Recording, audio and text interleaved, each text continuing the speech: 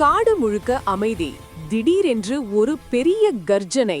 மரங்கள் நடுங்குது, பறவைகள் பயந்து பறகுது. அந்த சத்தம் நடுவில் குட்டி யானை பப்பு அவன் விளையாடிக்கிட்டே அந்த சத்தம் எந்த பக்கமிருந்து வந்தது என்று பார்த்தான். அம்மா யானை அவனை தழுவிக்கொண்டு, பப்பு, அந்த பக்கம் போகக்கூடாது, ஆபத்து என்றாள். ஆனா பப்பு கியூரியஸ், கியூட், தைரியம் நிறைந்தவன். அவன் மனசுல ஒரு கேள்வி, யாருக்காவது ஹெல்ப் வேணுமா? பப்பு தன் நண்பர்கள் குரங்கு கிட்டி, துள்ளும் மான் பாப்பு, சின்ன பறவை மினி எல்லாரையும் கூப்பிட்டான். அவன் சொன்னான், சத்தம் எங்கிருந்து வருதுன்னு நம்ம கண்டுபிடிக்கணும். யாருக்காவது பிரச்சனை இருந்தா நம்ம உதவணும்.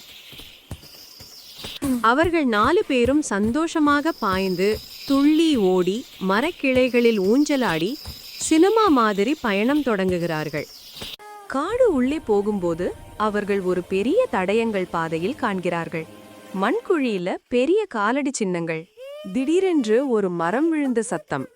ஏதோ ஆபத்து நெருக்கத்தில் மினி கூவுகிறது. பப்பு தன் சிறிய தும்பிக்கையை உயர்த்தி, கஷ்டப்பட்டவன் இருக்கிறான், நம்ம தேடி கண்டுபிடிக்கணும் என்கிறான். ஒரு பெரிய கரடி கத்திக்கிட்டு இருந்தது. ஆனா அது கோபத்தால் இல்ல, அது காலில் ஒரு பெரிய முள் குத்திக்கிட்டு இருந்தது. அது வலியால் சத்தம் போட்டுக்கிட்டு இருந்தது. அனைவரும் பயந்தனர்.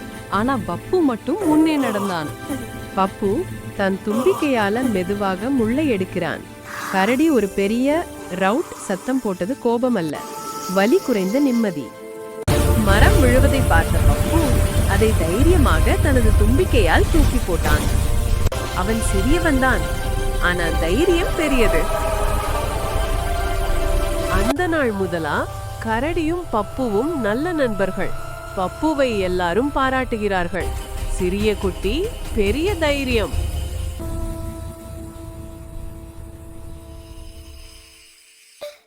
அம்மா யானை அவனை கட்டி அணைத்து கொண்டு சொல்லுகிறாள், தைரியம்னு சொல்லிட்டா அது பெருசா சண்டை போடுறதில்ல. யாருக்காவது பயம், வலி, பிரச்சனை இருக்கு, அது தீர்க்க ரெடியாகிறது தான் உண்மையான பிரேவரி. அதனால நாம எப்பவும் நம்பிக்கையோடவும் தைரியமாகவும் இருக்கணும். மேலும் இது போன்ற கதைகளுக்கு சித்து தமிழ் ரைம்ஸ் அண்ட் ஸ்டோரிஸ் சேனலை லைக் பண்ணுங்க, ஷேர் பண்ணுங்க, சப்ஸ்கிரைப் பண்ணுங்க.